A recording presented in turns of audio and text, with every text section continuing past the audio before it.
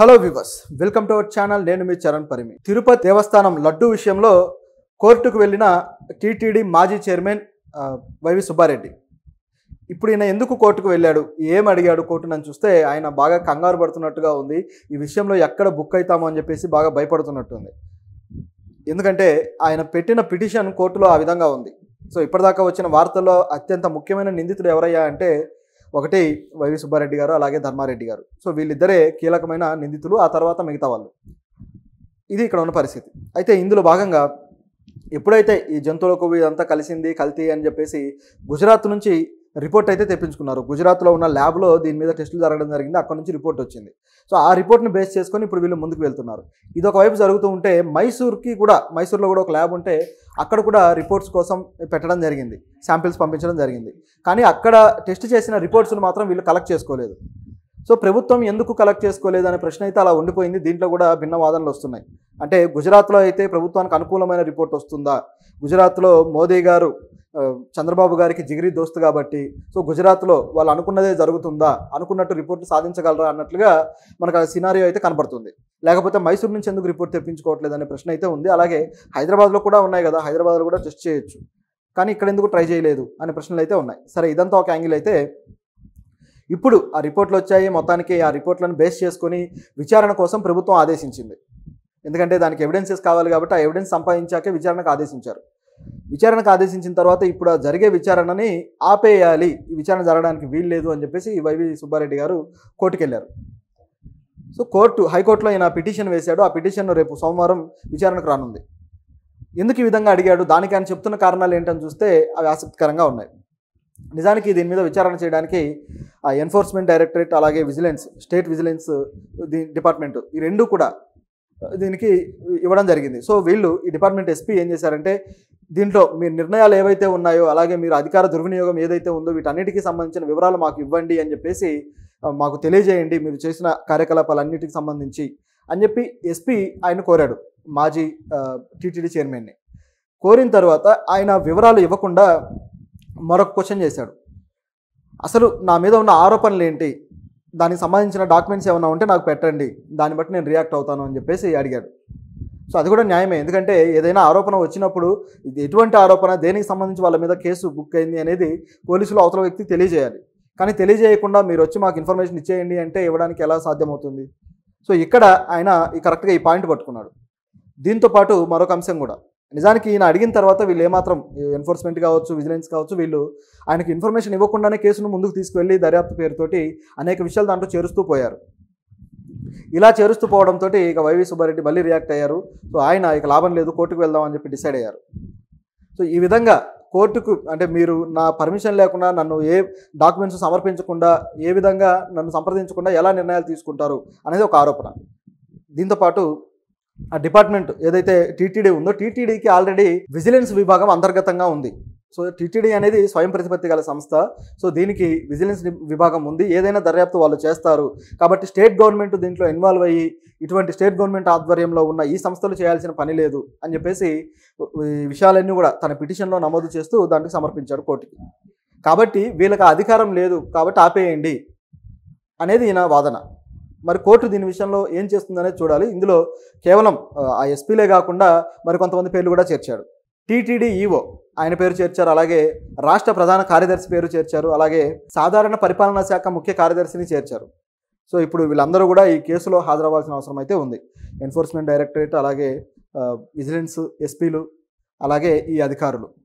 So ఇది case చిలికి చాలా పెద్దగా అయిపోయే అవకాశం అయితే కనిపిస్తుంది. చూస్తూ ఉంటే మరోవైపు రాష్ట్ర ప్రభుత్వము, మరోవైపు ప్రతిపక్షము, మరోవైపు కేంద్ర ప్రభుత్వం కూడా దీంట్లో ఇన్వాల్వ్ అయింది.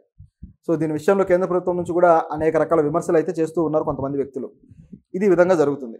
మరి ఈయన కోరినట్టు అయిపోతుందా, ఈయన కోరినట్టు కోర్టు అయితే నిర్ణయం తీసుకుంటుందా అని గమనించి చూస్తే ఇక్కడ ముందు మనకు ఒక డౌట్ రావాలి. ఏంటంటే అసలు వైవి సుబ్బారెడ్డి గారు ఎందుకు ఈ విధంగా పిటిషన్ వేశారు?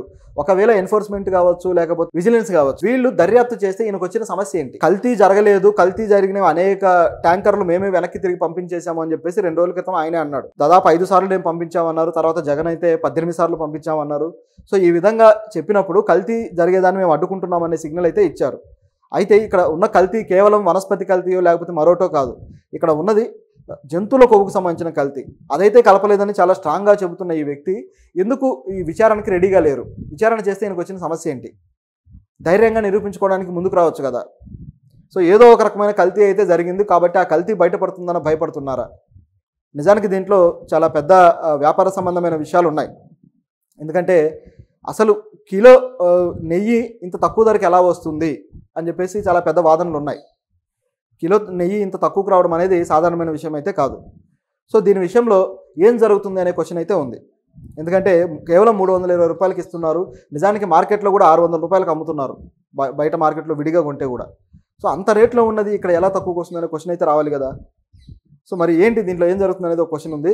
సరే, ఇప్పుడు ఈయన ఒకవేళ తను ఏదైనా తప్పు నిరూపించబడితే ఇప్పుడు ఈ వ్యక్తితో పాటు తమిళనాడు నుంచి ఏదైతే ఏఆర్ మిల్క్ ప్రొడక్షన్ కంపెనీ ఉందో ఆ కంపెనీకి కూడా శిక్షలు ఎదుర్కోక తప్పదు. ఎందుకంటే కేవలం ఇప్పుడు వీళ్ళు ప్రతి 6 నెలలకి కూడా ఇటువంటి టెండర్లు వేస్తూ ఉంటారు.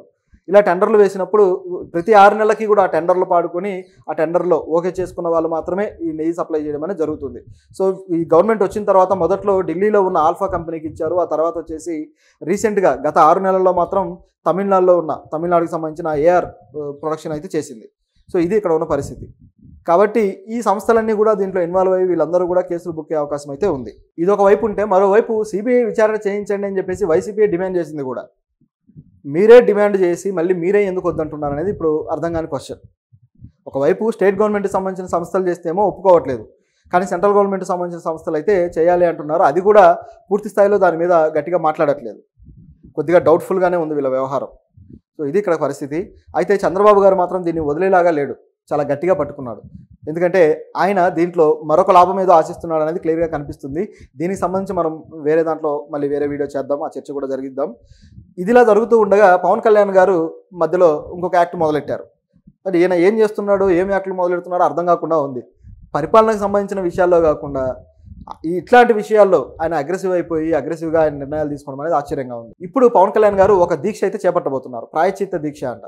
అంటే ఇప్పుడు ఏడుకొండల వాడికి అపచారం జరిగిపోయింది వీళ్ళు చేయడం వల్ల, కాబట్టి దాన్ని కడిగేసుకోవడానికి ఒక ప్రాయశ్చిత్తం అనేది చేసుకోవాలని రాష్ట్ర ప్రభుత్వం నుంచి డిప్యూటీ సీఎం గారు ఇప్పుడు ఒక దీక్ష అయితే చేపట్టబోతున్నారు. ఎలక్షన్కు ముందు కూడా ఒక దీక్ష అయితే చేపట్టి ఆయన ప్రచారంలో భాగంగా పాల్గొన్నాడు, అవన్నీ మనకు తెలిసినవే. సో ఇట్లా దీక్షలు చేసుకుంటూ పోతే సమస్యలు తీరతాయా? సమస్యల విషయంలో ప్రభుత్వాల్లో ఉన్న అధికారులు, అత్యున్నత స్థాయి అధికారులు చేయాల్సిన పనులేంటి? పవన్ కళ్యాణ్ గారు బీజేపీ స్ట్రాటజీలు ఫాలో అయ్యి వాళ్ళ రాజకీయం చేయబోతున్నాడు ఏంటి అనే దానికి అసలు ఏం అర్థం కాకుండా ఉందన్నమాట, ఎందుకు ఈ విధంగా చేస్తున్నాడని. చేగువేర బొమ్మ పెట్టుకొని సినిమాల్లో గొప్ప నినాదాలు ప్రకటించిన పవన్ కళ్యాణ్, కమ్యూనిస్టు నేతలతోటి కలిసి మా భావజాలం అంతా ఒకటే అని ప్రకటించిన పవన్ కళ్యాణ్ ఇప్పుడు ఎందుకు బీజేపీ రాజకీయం చేస్తున్నారు? ఆయన దీక్ష వల్ల ఏం ఒరుగుతుంది మామూలుగా మాట్లాడుకుంటే? అసలు పవన్ కళ్యాణ్ ఎందుకు దీక్ష చేయడం? తప్పు చేసిన వాళ్ళు కదా దీక్షలు చేసి ప్రాయశ్చిత్తాలు చేసుకోవాలి. సో ఇది పొరపాటు జరిగింది, దాంట్లో వందల కోట్ల రూపాయల అవినీతి జరిగింది అనేది క్లియర్గా తెలుస్తుంది. అంత తక్కువకి ఇస్తున్నారంటే ఏం బేరాలు మాట్లాడుకున్నారు, ఏం లాబింగ్లు జరిగాయి, ఇవి కదా చూడాలి. సో దీని మీద శిక్షలు వేయడానికి కమిటీలు వేసి, అలాగే కొత్తగా స్పెషల్ ఎవరైతే కమిటీలు ఉంటాయో వాటిని వేసి విచారణ జరిపించి రకరకాలుగా సొల్యూషన్ అయితే తీసుకురావాలి. అంతేగాని దీక్షలు చేస్తాము, పాపాలన్నీ కడిగేసుకుంటాము అంటే ఇది ఎలా ఉంటుందంటే ఒక విధంగా చేతులు దులుపుకున్నట్టే ఉందన్నమాట. సో మరి ఏంటి వీళ్ళ పరిస్థితి అనేది చూడాలి. బహుశా బీజేపీ నుంచి ఏమైనా ఆదేశాలు ఉన్నాయా, బీజేపీ నుంచి ఇవన్నీ స్కెచ్లా అనే డౌట్ కూడా వస్తుంది. సో చూద్దాం పవన్ కళ్యాణ్ గారు మరి తన యాక్టివిటీ విషయంలో ఏ విధంగా రియాక్ట్ అయ్యి ముందుకెళ్తాడనేది. కేవలం ఇట్లా ట్విట్టర్లో యాక్టివ్ పెట్టుకోవడాలు, ట్వీట్లు చేయడాలు, ఇటువైపు చూస్తే ఇలాంటి దీక్షలు చేపట్టడాలు కాకుండా ప్రజల్లో దానికి సంబంధించిన భయాందోళన పోగొట్టడానికి చర్యలు తీసుకుంటే బాగుంటుంది. మరోవైపు చూస్తేమో విజయవాడ వరదల్లో మాత్రం అడ్రస్ లేడు, నేను వస్తే గందరగోళం జరిగిపోతుంది అని చెప్పేసి తప్పించుకున్నాడు. ఇటువైపు చూస్తేమో ఇటువంటి ఏదైతే రిచువల్స్కి సంబంధించి ఉన్నాయో వీటిల్లో మాత్రం దీక్షలు చేపట్టడాలు ఇవన్నీ జరుగుతున్నాయి. సో ప్రజా పరిపాలనకు సంబంధించి ఆయన ఎందుకు యాక్టివ్గా ఉండట్లేదు? చంద్రబాబు గారు చేసే వ్యాఖ్యలు ఈ మధ్యకాలంలో హైలైట్ అవుతున్నాయి. ఆయన పరిపాలన విషయంలో ప్రజల్లో ఎక్కువగా ఫోకస్ అవుతూ ఉన్నాడు. నిజానికి పవన్ కళ్యాణ్ గారికి రావాల్సిన క్రెడిట్ కూడా రావట్లేదని చెప్పేసి మరోవైపు జనసేన నేతలు, జనసేన అభిమానులు కూడా ఫీల్ అవుతూ ఉన్నారు ఎందుకు ఈ విధంగా జరుగుతుంది అని. అది పవన్ కళ్యాణ్ తనకు తానే చేసుకుంటున్నాడు, తనకు రావాల్సిన క్రెడిట్ కూడా ఆయన కోల్పోతున్నాడు. ఆయన ఏ విషయాల్లో యాక్టివ్గా ఉండాలో, ఏ విషయాల్లో ఉండకూడదో అర్థం కాని పరిస్థితుల్లో ఉన్నాడు.